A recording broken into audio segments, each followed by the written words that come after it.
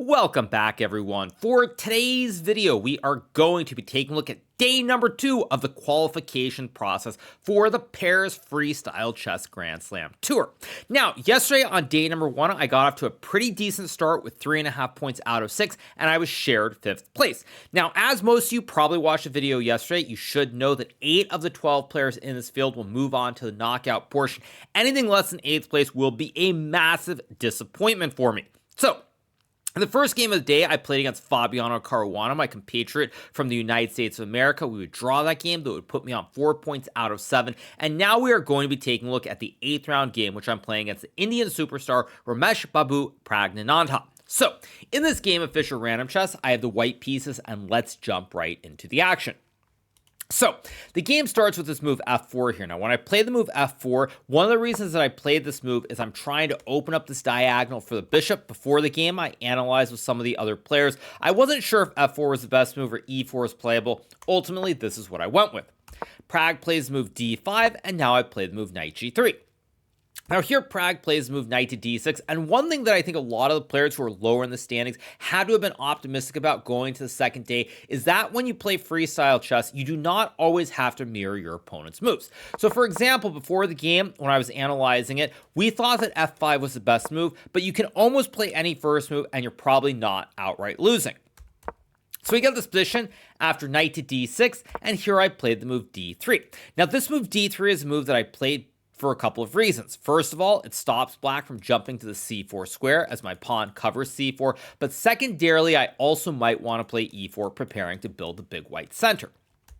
Pragg goes f6, and here I play the move knight b3. Now this move is probably slightly wrong. I think that I should have played this e4 move, trying to build the big white center. Computer actually gives white a little bit of an advantage here, but one thing that's important to note is that my mindset going to today was such that I simply wanted to avoid taking risks and risking losses, because I knew that if I drew every game even, I would qualify. Now, this mindset can be very good, but it can also be very detrimental, because when you approach it with a no-lose attitude, sometimes you avoid playing the best move in the position because you're simply worried about certain ideas. So, in this position, I play this move knight to b3, and now Pragg plays the move pawn to c6. Here I play the move c3, and now we get the move bishop to c7, and here I play the move bishop c2. We get a5, and now I decide to play knight d2. Now at this point, once again, the computer is screaming for white to play this move e4, but here I was actually a little bit worried about a4, knight d2, and something like a3, and maybe there's some weaknesses on the queen side here. I'm not 100% sure what's going on. So, I play knight d2, Pragg goes e5, and here I trade and play the move king castling to the queen side.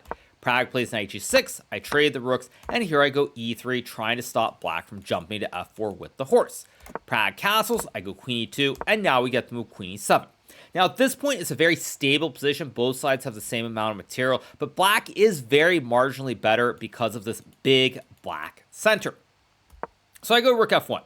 Pragg plays bishop e6, and now I play this move queen to h5. Now, around this point in the game, I was actually starting to feel a little bit optimistic about my chances, because here I'm putting pressure on the knight and the pawn. My bishop can reroute to d1 and g4, so even though I have a little bit less space here in the center of the board, I thought I was okay. Now, to his credit, Pragg was struggling throughout this event. He needed to win this game, and he does find the very active move knight to h4, attacking the pawn on g2. Here I grab the pawn on h7, Pragg takes on g2, and now I play the move bishop to d1. Now, the reason I play this move bishop to d1 is that with the bishop on this diagonal, I can potentially go to f3 to kick this pesky knight away. This knight is always spying this pawn on e3, so if I can get bishop f3, I can trade the bishop for the knight. If black ever plays a move like rook to g8, trying to guard this pawn on g7 here, there are ideas like bishop to f3, knight to h4, and then bishop g4 here, undermining this bishop on e6, which guards this rook on g8. So Pragg plays rook f8. Here I trade the rooks, and now I play this move knight to h5. We get the move knight to e1, and here I go bishop e2, guarding the pawn on d3. Now at this point, Pragg plays the move bishop to f5, and this move is effectively a draw offer in a sense, as after I take, he takes, I take. If black were to trade the queens first, by the way, this would be very bad, because after knight takes d3, I go king c2. Let's just say black goes knight e1, king d1, knight g2, and after takes, here I have bishop g4, knight h4, and after the move e4, let's say pawn takes and knight takes. With the two Bs here, white is simply much better. These knights are really stuck on these two squares, and black is in all kinds of trouble. So Pragg plays move knight takes d3 first. I take, he takes my queen, and here I trade the bishops, take the queen, and now we've reached an endgame. But luckily for me, I have the chance to play e4, opening up the diagonal for the bishop, and now we're in a very simplified endgame. We still have the same number of pawns on the board, but I do have this outside h pawn. So we get king d7, king c2, a4, b3, takes, bishop d8, and here I play the move c4.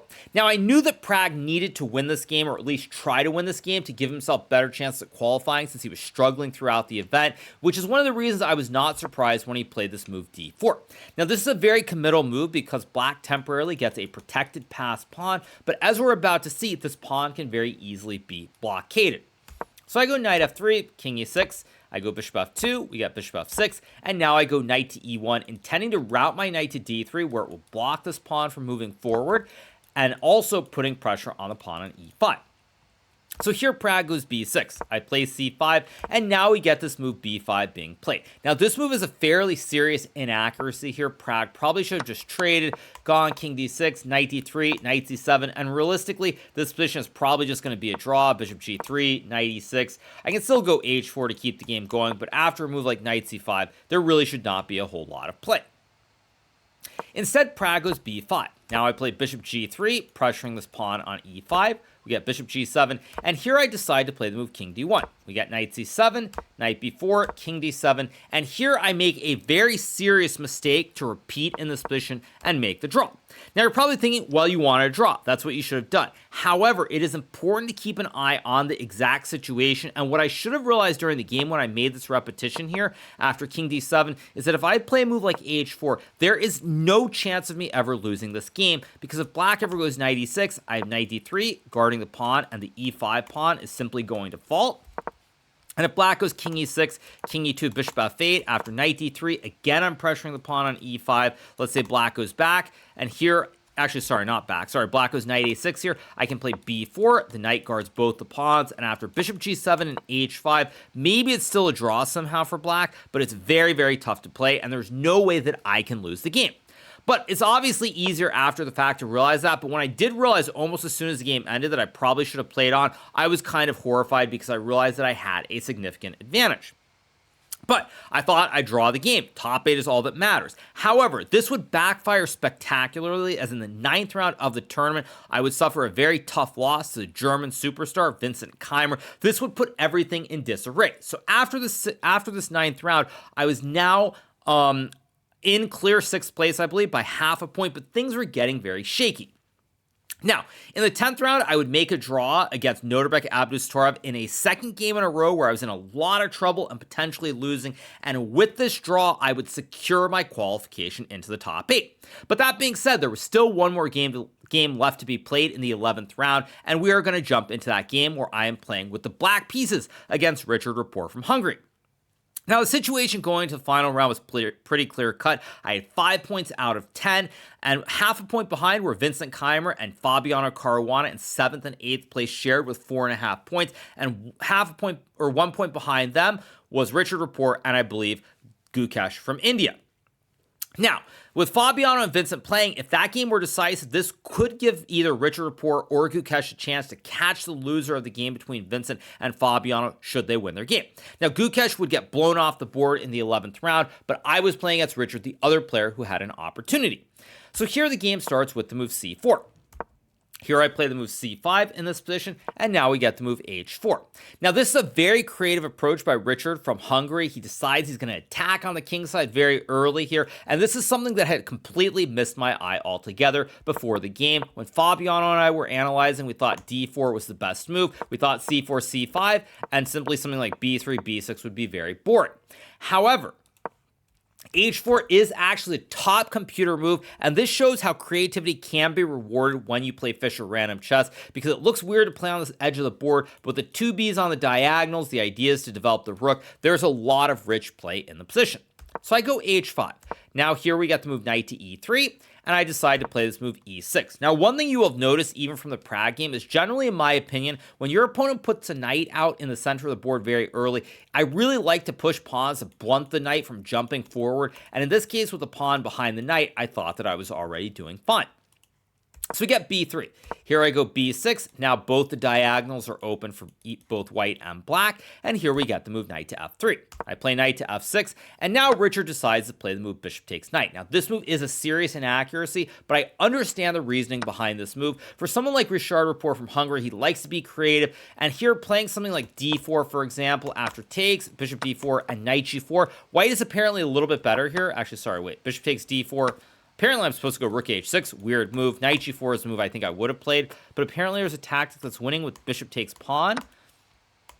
Takes and knight g4. And apparently, white's doing very well. Apparently, you can go f6 or something crazy. But I really don't understand what's going on in this line. So I'm not even going to try to analyze it. But instead, Richard decides to play the move bishop takes knight. Now, this looks very aggressive because after takes and queen c3 here, I have to play the move king g7, relinquishing my ability to ever castle my king. However, I have the two Bs here, and white doesn't have a way to attack on the G file right away. I also cover this f5 square, so my king is relatively safe. So here Richard plays d4. I play bishop takes knight. This apparently is a mistake here. I'm supposed to take and then go knight g6, preserving the double op combo. But I was actually very worried about something like knight to f5 here. And I guess I'm okay after takes and bishop e5. But honestly, from a distance and not being able to know what the computer thinks, this is very scary to play. So I trade the bishop for the knight, I take the pawn, and here I go for queen c5, simply trying to simplify into an endgame. Now we get the move queen c3, and here I play the move d5, an important theme because now I get rid of this backward pawn that's being spied here. White cannot take the juicer as you would hang your queen and do a Botez gambit, so now I should be fine. We get the move b4, and here I play the move queen c8, guarding my rook on d8, so now I can always consider trading the pawns on c4 and never hanging the rook on d8. So we get the move castles. Here I play the move knight to g6, we get takes, and here we get the move queen b3. Now at this point the game is very flat, but remember, in terms of my opponent Rapport, he is thinking about this like must-win situation, so he doesn't care if he's worse here, he needs to create some dynamic play. That is why we get this move queen to b3 instead of something more calm, like let's just say rook e1, for example, because after rook to e1, d takes c4 and queen takes c4, something like this, and king f7. Position is very balanced. Black is maybe a little bit better, but honestly, I think white should draw without too much difficulty, so therefore we get queen b3. Now this move forces me to play d4, knight c2, and e5 here. I get this nice connect 5 from h8 to d4. I also have a big black center with the two pawns, and I have this lovely op on the long diagonal for later. Now we get the move knight to a3, and at this moment, something did cross my mind. Now there is a monitor in the playing hall where you can see the other games that are going on, and I noticed at this point in the game that Fabiano Caruana, my countryman, was getting blown off the board by Vincent Keimer from Germany. He was down a rook, completely lost, so I knew that he was going to lose the game. Now in my mind, of course, you can't simply, even if I look at the situation, if I were to lose this game, there would be a tiebreaker. Somehow that's just really unprofessional to even consider it. But that being said, I decided to go for something more dynamic to try and spice it up when I played the move queen f5, which is still very good for me, but in a game where if I were trying to draw, I would play something like queen to e6, make a boring draw, and there would be nothing exciting. Additionally, with nothing on the line, since I was guaranteed to be in the top 8, I thought, you know what, let's try to finish in style, let's try to attack this king on the g file, and let's get a beautiful victory for content. So we get the move c5. I go g5, Richard trades, I take back, and now we get the move pawn to c6. Here I play the move rook to g8, which apparently is not right. I love how the computer says I should play rook to h7 here, and I guess after rook c1, king h8, the rook and the bishop cover the diagonal. After knight b5, you go rook g8, and apparently the rooks are better placed like this than in the game. Don't ask me why, but instead I go rook hg8. Here Richard plays g3, and this is a serious error. White still can go queen to e6 here with the idea that if I move my king, there's queen to h3, guarding the pawn on g2. It's still quite bad after rook g7 as I'm getting ready to line up the legendary triple stack on the g file here. But Richard instead decides to go g3. Now I play h4, pushing my p and trying to force open the file for the double stack on the g file. We get king g2, I go king to f8, opening up the threats on the file. We get g4, and here I play the move e4, undermining the chain of the pawns, but additionally trying to set up a double A battery by putting my queen and my bishop on the same diagonal. Richard goes rook h1, and here I play the move d3. Now we get the move queen to e6, and in this position I play the move queen to f4, which is simply not the best move. Now the computer says that after rook to e8 here, black is completely winning, primarily because the queen can no longer stay on this diagonal. So if you go back to b3, takes, checkmate, f1, I take, and a lollymate is looming on g2. And if white goes queen d7 here, I can play rook g7. Again, the queen has to go, and after queen d4, takes, king takes f3. Now I can play the move f5, and there simply are too many open files, and this white king on f3 is getting mated. Instead, I go queen f4.